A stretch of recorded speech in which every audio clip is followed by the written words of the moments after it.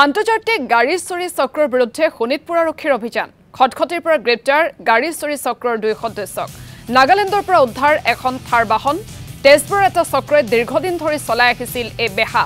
ওদালগুৰিৰ পৰা ভাৰত চলোৱাৰ নামত বহিৰাজ্যত বিক্ৰী কৰি আহিছে বাহনসমূহ এই চক্ৰটোৱে 26খন গাড়ী বিভিন্ন কোম্পানীত দিয়াৰ নামত চোৰাংকৈ বিক্ৰী কৰাৰ অভিযোগ উত্থাপন হৈছে তেজপুৰৰ আদিত্য মহন্ত কংকন মহন্ত আৰু জয়ন্ত বৰাৰ বিৰুদ্ধে উত্থাপন হৈছে এই গুৰুতৰ অভিযোগ এই সন্দৰ্ভত ওদালগুৰি আৰক্ষী থানাই গোচৰ পঞ্জীয়ন কৰিবলৈ অস্বীকাৰ কৰাৰো গুৰুতৰ অভিযোগ উত্থাপন হৈছে ওদালগুৰি থানা আৰু আৰক্ষী অধীক্ষকৰ কাৰ্যালয়ত অভিযোগ দিয়াত বিফল হৈ শোণিতপুৰত অভিযোগ দাখিল কৰে ভুক্তভোগীয়ে ঘটনা সন্দৰ্ভত তদন্ত অব্যাহত ৰাখিছে শোণিতপুৰ আৰক্ষীয়ে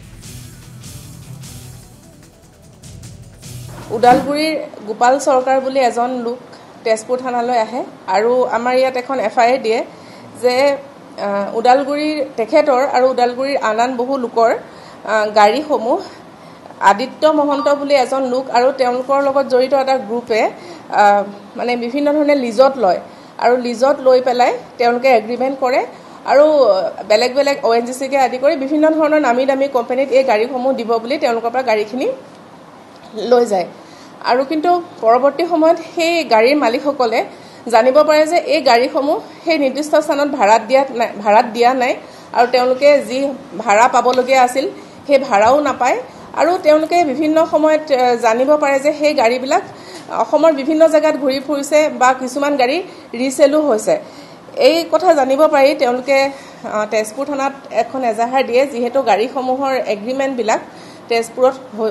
সংঘটিত হৈছিল এই সংক্ৰান্তত তেজপুৰ থানাত এটা কেছ ৰুজু কৰা হয় গোচৰ নম্বৰ হৈছে 554 আৰু এই গোচৰ তদন্ত আৰম্ভ কৰাত আমি জানিব পাৰো যে গাড়ীসমূহ